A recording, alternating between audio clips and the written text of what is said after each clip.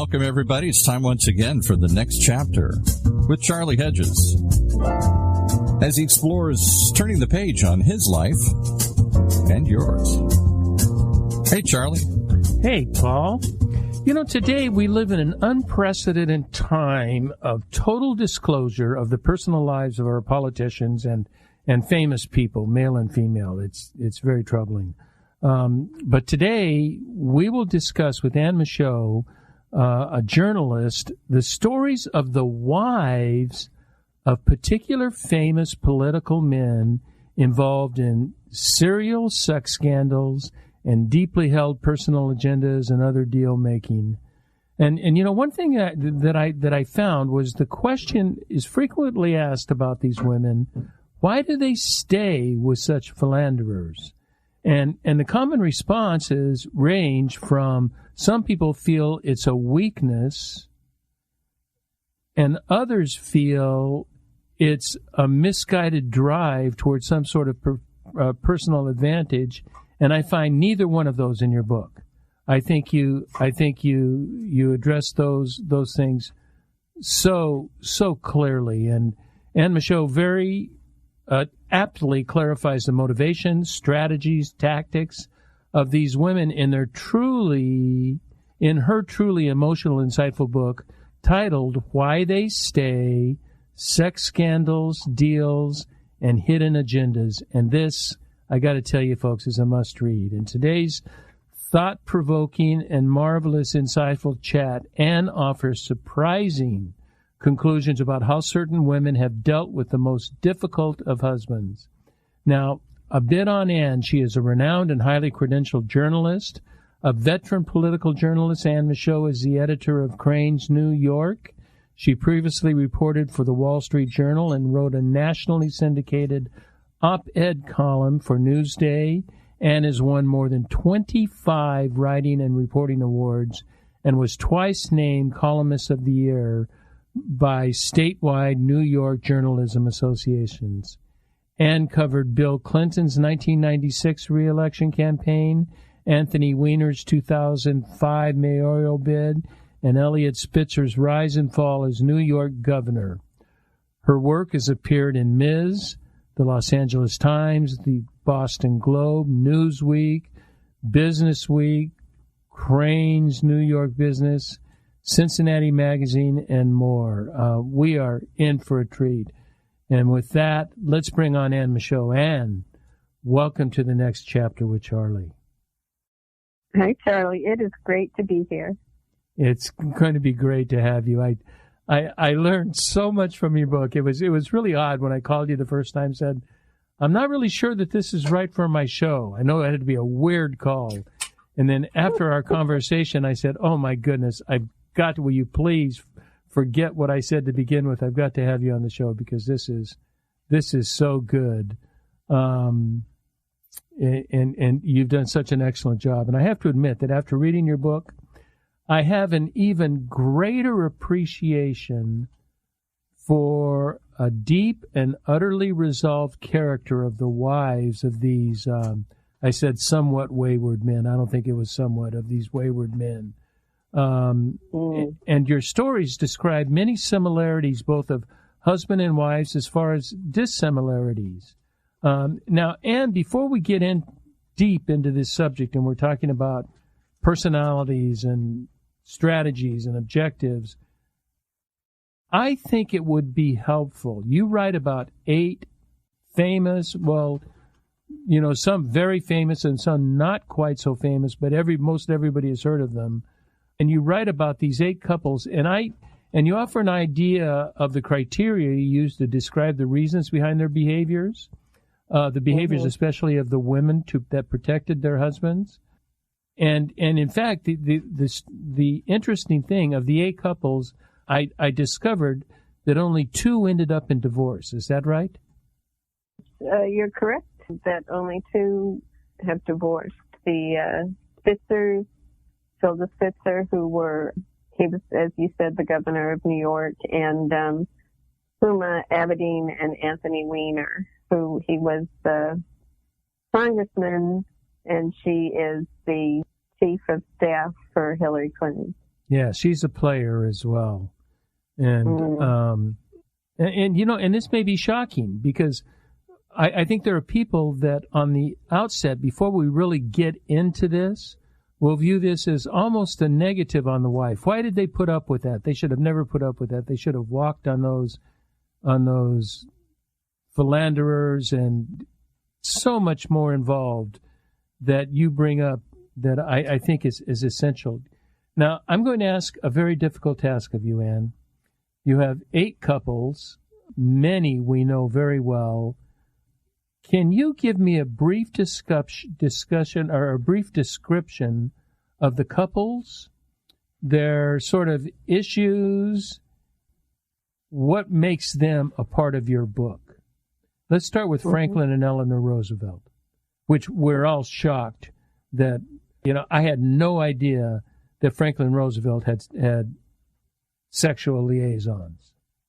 Mm-hmm. If you don't mind, I would start with how I got started on this topic. Oh, perfect. And, yeah. It was 2014, and I was talking with a literary agent, and she said she thinks that Hillary Clinton's going to run for president, and there hasn't been really any good look at why she stayed in her marriage. People still seem very divided over whether they think that was a good idea or what it says about her character. And why don't I try putting together a book on that? So that's where we started. And I agreed that the conversation about Hillary Clinton, who was now becoming one of our most prominent politicians, was sort of stuck in the 90s. Same answers we had back then. And not that it would matter if she were your next door neighbor, but here she's running for president. I started taking a look at the prominent couples where the man had come to a political crisis over a liaison, and went back to as far back as Eleanor Roosevelt, as you mentioned, Eleanor and FDR. For them, the crisis wasn't public during their lives. It came out in the 60s. Eleanor died in the early 60s, and her husband obviously predeceased her. I think the first couple that I gravitated toward because, number one, she was an idol of Hillary's, and I think that her decision within the marriage set a stage for a lot of political couples. The two of them were, as I said in the book, living separate lives together after she found out about his first affair. They sort of had these parallel lives as a married couple. The next one I looked at was Jackie and Jack Kennedy. Before we get into that, I need to tell a story that really explains the reluctance of the media to cover these sorts of things. I recall a story about Babe Ruth, and this was, gosh, I can't even tell you the years. I can't remember when Babe Ruth played, 20s, 30s, something like that. And the press corps, they traveled with the team on a train, and the press corps was in the cabin in front of the team, and the press corps was sitting around playing cards at the table. All of a sudden, the door smashes open. A naked Babe Ruth comes running through the train, and behind him is a woman with a knife running after him. And the reporters say, "Damn, there's another great story we can't report." But that was the times that we did not get into people's personal lives, and now it's very different. So let's move on to your next couple. Sure, and I think I ordered them in the book in chronological order, and I think that one of the stories that ends up telling is how the press dealt with these different scandals differently over time and how that evolved. So that was also fascinating to me as a press person. Jackie and JFK, I chose them obviously because they are iconic. And again, I think set a lot of the stage for the women who would come after in terms of Jackie Kennedy. The next couple is Marion Stein and Jeremy Thorpe.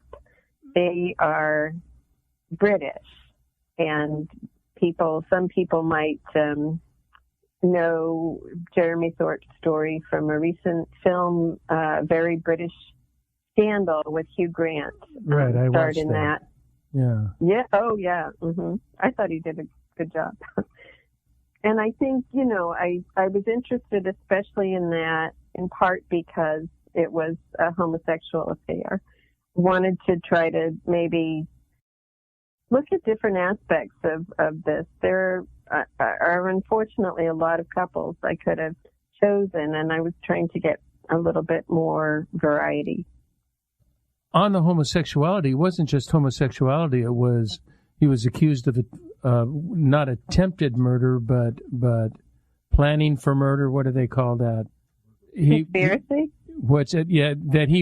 That he had hired somebody to kill this guy that he had a homosexual affair with. So it gets a little bit more complicated than homosexuality, which is pretty complicated. You're right. Yeah, and he was major British Parliament, leader of the Liberal Party. These people are not small-time people. They're big people. Yeah. I think, the more you're prominent, I guess the bigger they are, the harder they fall. The more prominence you have, the more the scandal is reverberates. Yeah. Known as the Jack Kennedy of Britain. That's right. I read that. He was the Jack Kennedy of Britain. Unfortunately, the hired hitman did not kill Norman Scott, who was his lover. He killed Norman's dog. Right, Rinka. See, I read the book.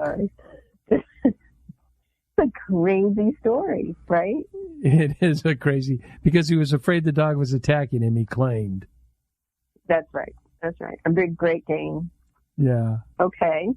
Next in our chronology, Hillary and Bill Clinton, for obvious reasons. They are, White House intern scandal during Bill Clinton's presidency was just sort of a watershed, I think, for what you talked about, the coverage, being going to a man's or a politician's behavior. Does that go? Can we infer that he will cheat on us as taxpayers or voters? Or, I think the press began more using that how a person conducts his private life as a proxy for can we trust him? Just as an aside, what do you take of that? Do you see a correlation, or do you see that they can be totally separate? No, I think it bothers me to think that that someone would treat the women in his life the way that these men have. I mean, that's really my issue. If a couple agrees that there was an infidelity and they're going to get past it, that's none of my business. But if he's my president and he's repeatedly cheating on his wife, does that mean that that he doesn't respect women fundamentally?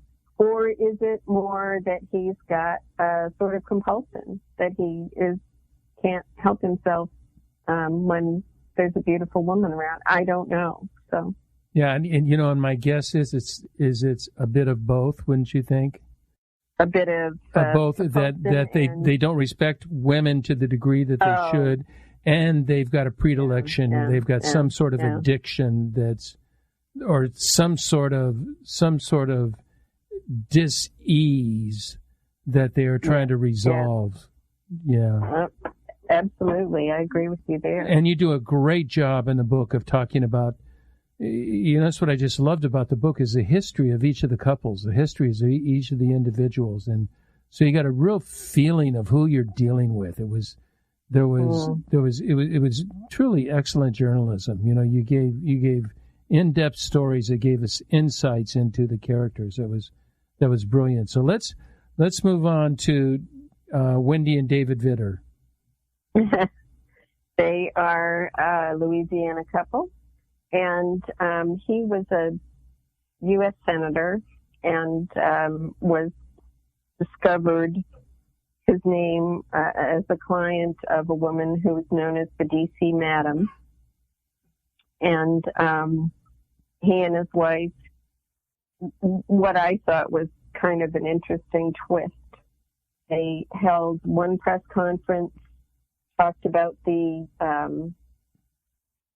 scandal, and then put it behind them. And for, in perpetuity, have said after that, when asked about it, they're like, look, we dealt with that. We put it behind us. We're moving on. And I thought that was kind of from a point of someone who watches politics and how people handle these scandals. That was, to me, a real break with how other couples were doing it. So I thought they were fascinating. Now, wasn't there another couple that sort of modeled themselves after the Vitters in not going so public on it? Or was it just them? I would say the Trumps have sort of taken that path as well. Yeah, Melania is great at that.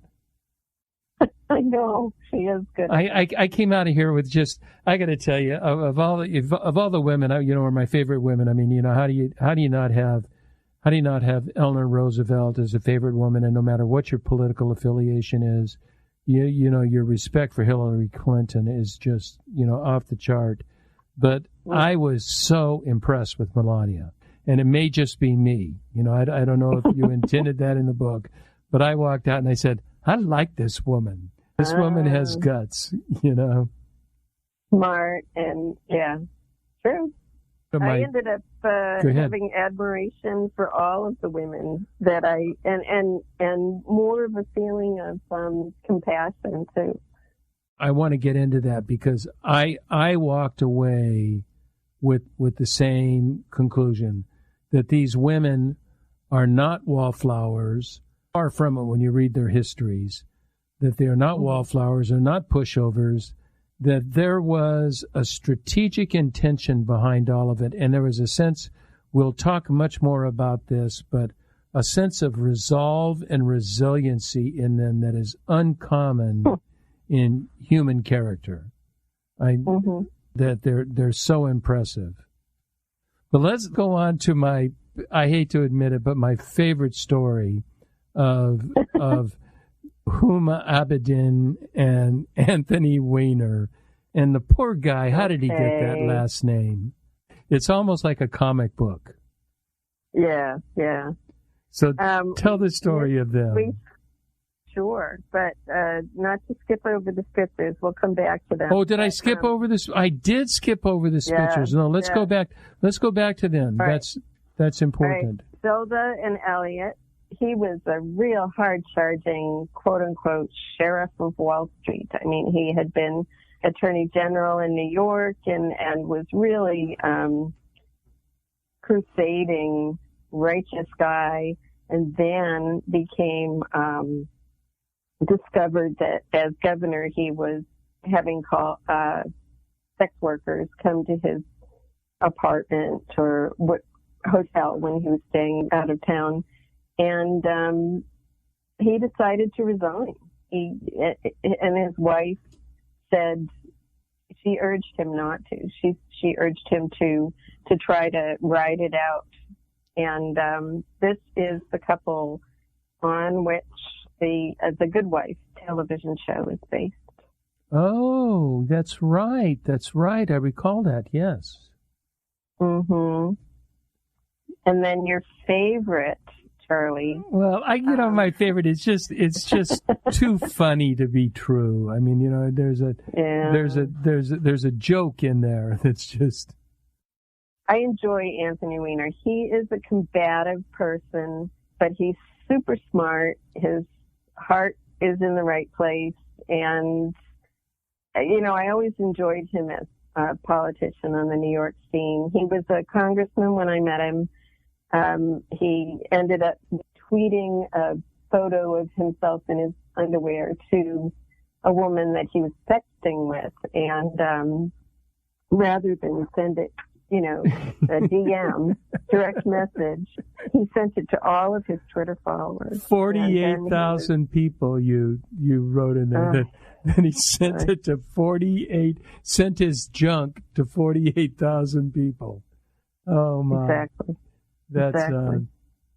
And so then he subsequently, the president, Barack Obama, said, if I were Anthony, I would resign, which I think in political speak is pretty much, you ought to do this, Anthony. And so he did resign. The couple had a baby. They regrouped, and he said that he wanted to run for mayor of New York City.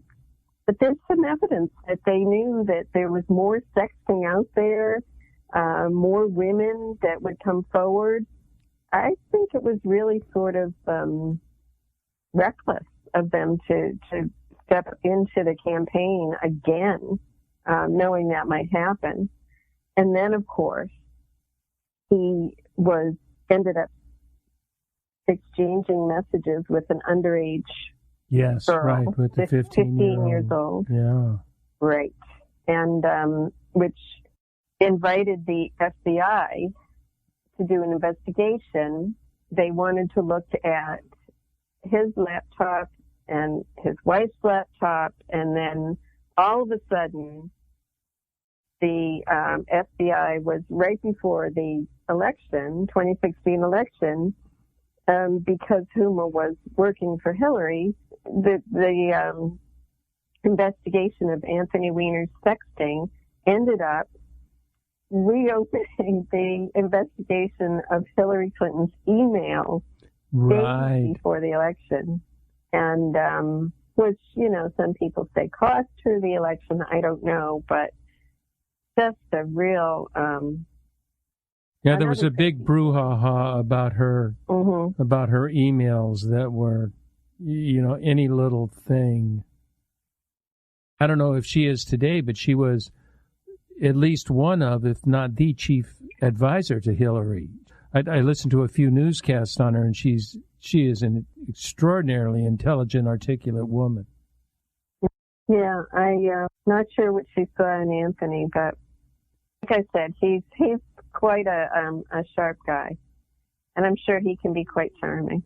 I get into that in a bit, but maybe we'll talk about it now. But isn't that true of all the men that they're pretty much Ivy League or equivalent educated, extremely influential in university. They held campus offices.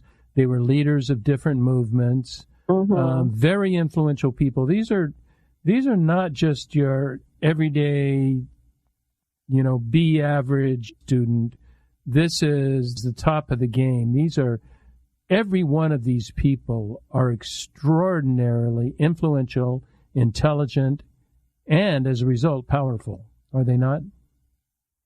Absolutely. And I think that plays into what kind of marriage that they entered into, and the expectations that both people in the couple had for how their life was going to play out. And I think that plays into their decision to stay in the marriage. I think there's a lot of feeling that our kind doesn't get divorced, and also an idea that if you follow certain rules, you can stay powerful. Do you have any idea what sorts of rules those are? Well, I put them under patriarchal rules, saying you kind of have to do what is expected of you. And I think I think the Vitters are a very good example of that. They shut down the conversation about the scandal. David was reelected to the Senate. Now he's out of public life. He's a lobbyist. But years later, Wendy was named by Donald Trump to the federal bench. Right. She has a lifetime appointment. Right. And I think it's a way that the Republican Party says, thank you. Thanks for playing by the rules. Oh, interesting. I'm already just loaded with questions, but I want to get into our final, and I can't say most interesting, but it's our most recent couple of Melania and Donald Trump. And I have blank notes underneath them because I have so many notes. I decided not to fill up my page with all these notes. But tell me about Melania and Donald. I mean, it's Melania, not all of them like Eleanor, not all of them came from rich families. And actually, Jackie Kennedy did not come. She came from a once rich family, but not so much a rich family.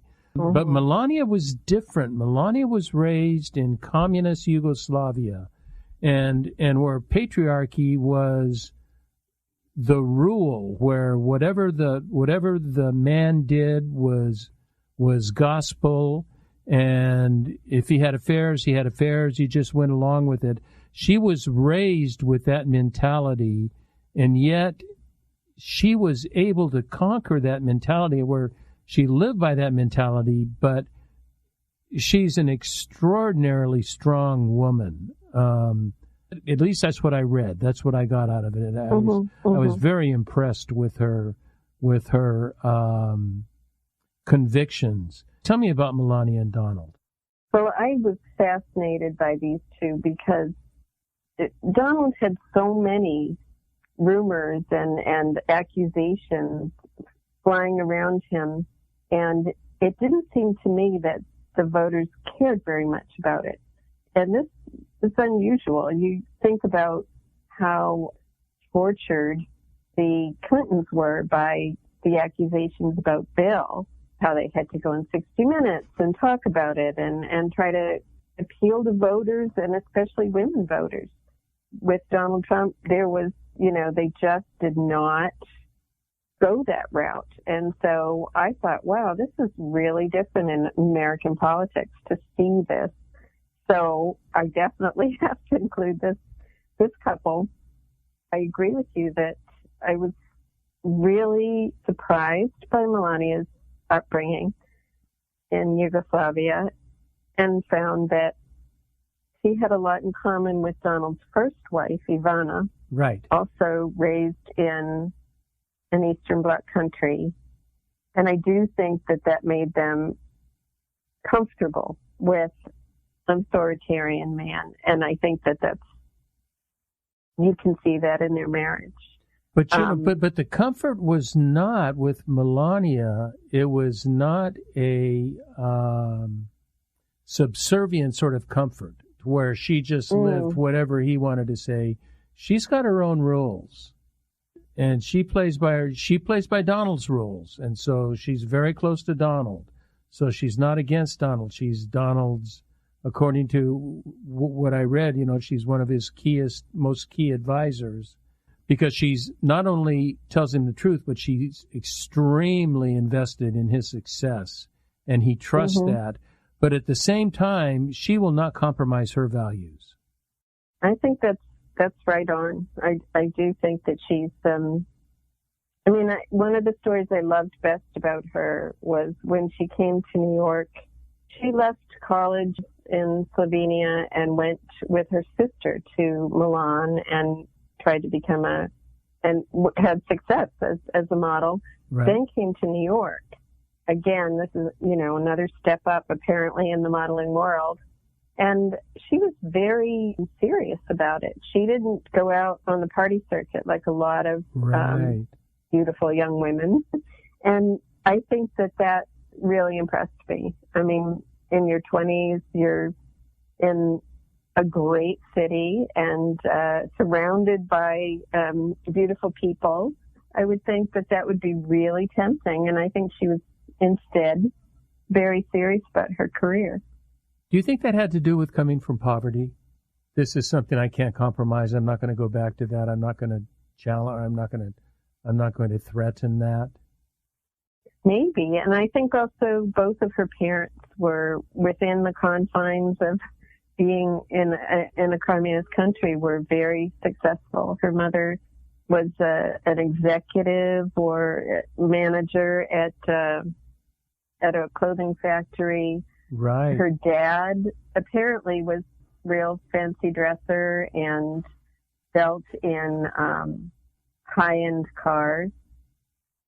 So, I think that they always had ideas about making more of themselves. Maybe that's what inspired her. You know what I want to do is now we've given an overview and given everybody a bit of a taste.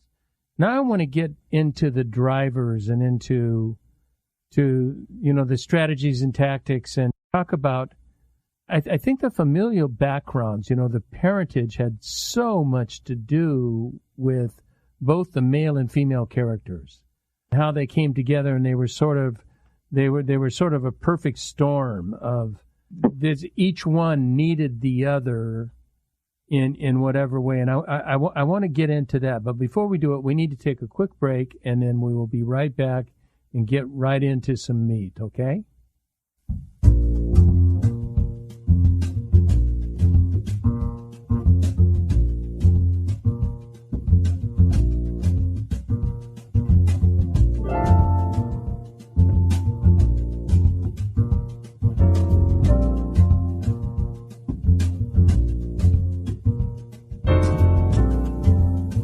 Hi there, this is Charlie Hedges, and you're listening to The Next Chapter, and my very special guest is Anne Michaud, writing the interesting, controversial, insightful book, Why They Stay, Sex Scandals, Hidden Agendas, and Deals of 8 Political Wives. And we've just been through the characters and what they've been about, so you had an idea of... You got an idea of what's going on in mostly the United States, but international politics. And now I want to get into what are the drivers of the women and the men. What gets them to behave this way? Now, I think it's important to describe and I already did this, how unique these couples are. Many of the men, all of the men, and I didn't take tabs, but I think probably half the women attended Ivy League educated, or at least 3 of the women were Ivy League educated, extremely popular in school, off the chart influential, inordinately driven, and several. This is true in several cases, but it's especially true with Hillary Clinton, because Hillary Clinton and Bill were like a team, were they not? They viewed that they were going to change the world together. Did they not? Yeah, I think they talked about their courtship and ideas for their future as the journey. That was the phrase they used.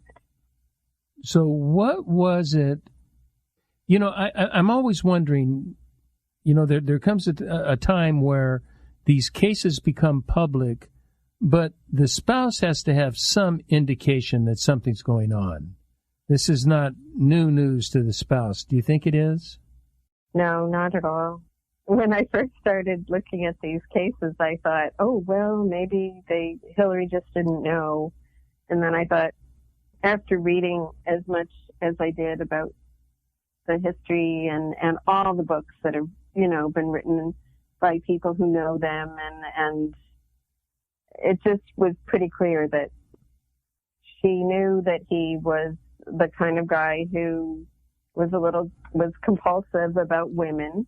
I think same with Melania Trump, and they made some deal with themselves that this was not the most important thing, the fidelity, but perhaps, and I think in both cases, they hoped that it wouldn't be so public, so much in their face, so humiliating. So Now, wasn't there another couple besides the Vitters that decided to kind of go on the low, keep it low, down low, rather than going extremely public? I mean, the Trumps for sure, but was there another couple that did that, or was it just the Vitters and the Trumps? Pretty much those two. I mean, there's this sort of fairly well-known story now about the time right before the 2016 election when that Access Hollywood tape came out where Donald said, he was recorded saying, I can grab women by their private parts and nobody, and I'm a star and they let you do it. When you're popular, they let you do anything. Right after that, there was a series of women coming out and saying he harassed me, he assaulted me. And so to come back at that in the hopes of, keeping their candidacy alive, the political consultants, I think it was Kellyanne Conway, who said, I think what you ought to do, Donald, is go on TV and talk about what's happened, say that you regret it, just own up and let the American public know that this is not something, that you're okay with right now. Sort of the Bill Clinton mea culpa. Exactly. That's the playbook. And on one side of him would be Melania, his wife, and on the other side, Ivanka, his daughter, who were both very popular with women voters at the time. And that was the idea, but Melania said, no way, not doing that. And she shut it down right away. Yeah, I like the way you put it I inserted my own phrases of what she told them, and it included the F-bomb. Just say, are you kidding me? I am not doing this. Don't think about this. It is over. So told Kellyanne Conway, think of another strategy because we're not going to do it. And it worked. Had they gone another track, who knows if it would have worked or not. But this worked for them. It was a great power play on her part. And it really was. And she saved him. She saved his rear end. That sort of imperious, we're not going to stoop to that level. I think that works for that couple. Yeah, it certainly worked for the Vitters. That was, now, their marriage didn't turn out, I mean, they didn't stay married, right? Aren't they one of the ones that divorced? They're together. Are together, and she's the long-standing lifetime appointment judge. Yeah. Yeah. Yeah. But that silence was the key. We really don't have time to get into your 5 criteria that you have 5 excellent criteria. I would encourage the readers of the book to go by the 5, but we just don't have time to do that. But what I would like to do, I have this feeling that although we have different situations, the men come from very similar situations, it seemed to me. That, they came from affluence. And Bill didn't come from affluence, but he rose to it very quickly. He was a personality in and of himself. There was not a lot of people like Bill Clinton. They had theirs, but the women, some of the women came from like Jackie Kennedy. Affairs and adulterous affairs were just part of their lifestyle. That was, you just learned to live with that. And there was a handful of the women that have been through that. They had seen that movie and so knew how to deal with it. It wasn't a big shock. And then there's a handful of, the Eleanor Roosevelts and even Melania, who was raised very differently, who they all seem to me to have a common characteristic. I know what mine was. I'm curious yours. Do you find a common characteristic among these women that kept them involved in these marriages? Well, I'm going to say I think they were extremely stubborn. I think that they wanted to decide for themselves what their future was going to be, and they weren't going to let some political consultant or some, opinion writer for some newspaper insult them, decide what they should do. I think they chose their direction, and maybe stubborn isn't the word, but steadfast. Yeah, you know what word I used, and it's like steadfast. It's resolved. They had a certain resolve in themselves of personal pride and certain expectations that they wanted to live up to, that they weren't going to let their husband screw that up. But then also, I mean, with, especially Hillary and Eleanor. Now, one side, let me say this, one side that you make very clear throughout the book that the majority of them were very interested in maintaining their husband's success. That they, and that's why Bill is so attracted to Melania, is because she cares about one thing, and that's his success, and he believes that. So he trusts her. He knows that she's not going to go against him on anything. There is something almost unusual. These are very specially psychologically equipped women that they have.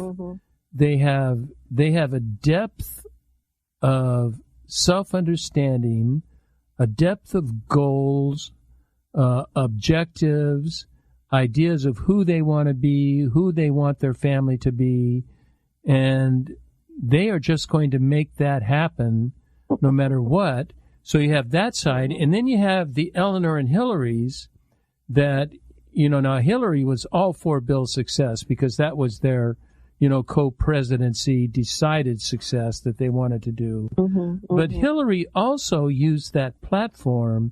Hillary could have been, a lifetime judge, who knows, she could have been extraordinarily successful, but I doubt she would have run for president was she not the wife of Bill Clinton. Here's the way I'm putting it, that this is evidence of extreme patriarchy in the United States. And these women didn't kowtow to patriarchy, but they used it to their advantage. Instead of rebelling against patriarchy, you can't do this, I'm going to divorce you, I'll show you, you son of a gun.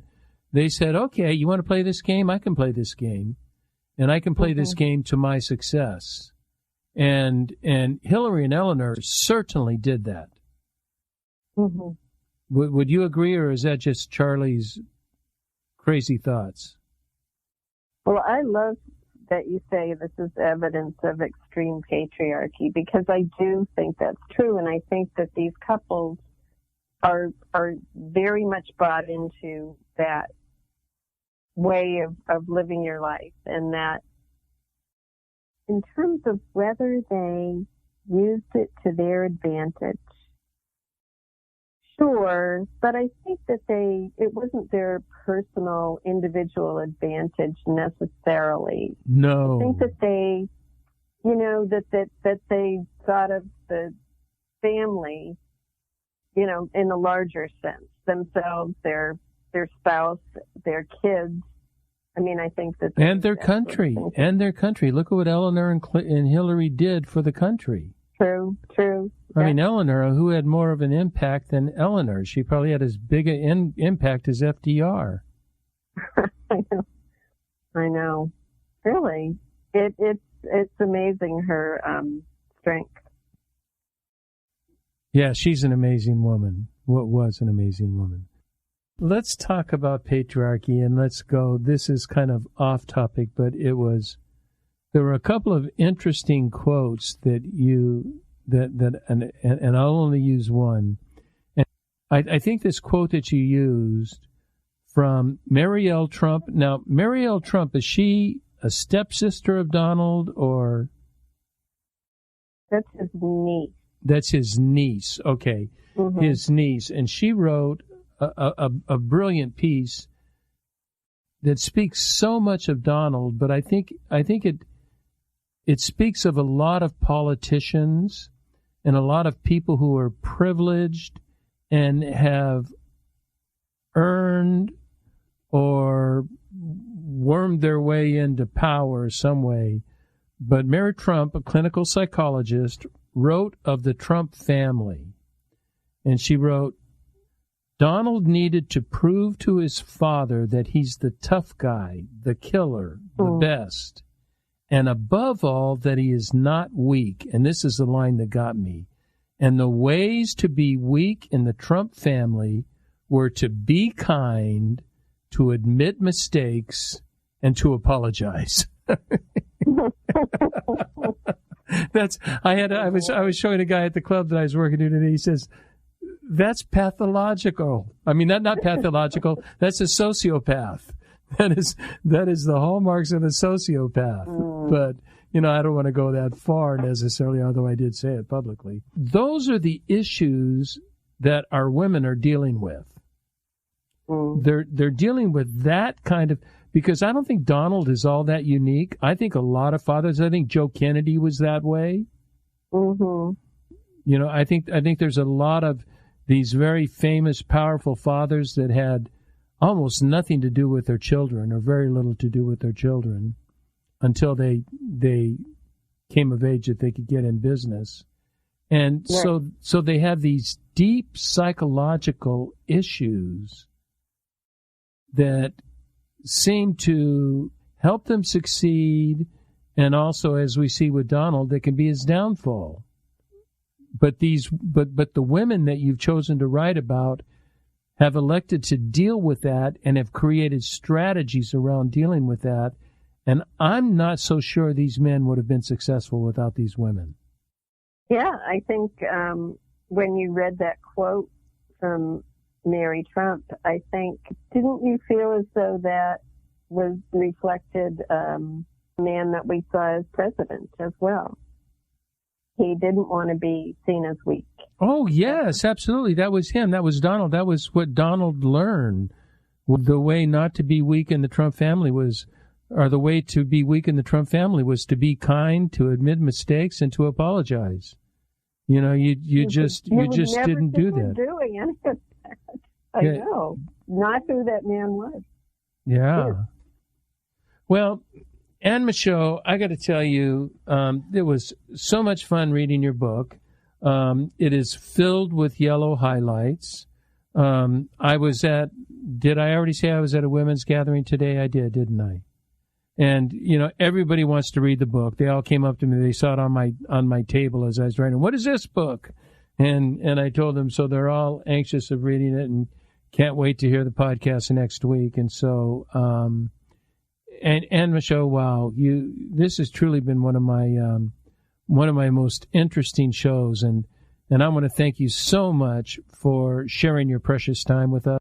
Well, Charlie, this has been such a pleasure, and to have someone really engage with the work that I did is such a delight, and I appreciate your questions and your observations. Thank you. Now, how would you like people to get in touch with you? I'm going to put in the show notes. I'm going to put a link to your book. Mm-hmm. They can reach me through my website, which is annemichaud.com. So it's ANNEMICHAUD. Okay, I will put that in the show notes as well. And we look forward to hearing more. You've got an ebook out now as well too, don't you? Yes, it's on ebook and paperback. And I was told yesterday that I need to get on the audiobook. So I'll try that soon. Okay, so I'll get that in the show notes as well. Thank you so much. It's a pleasure. Thank you. It was a true pleasure. I want to thank all our listeners for tuning in to the next chapter with Charlie. And until next, this is Charlie Hedges signing off. Bye for now.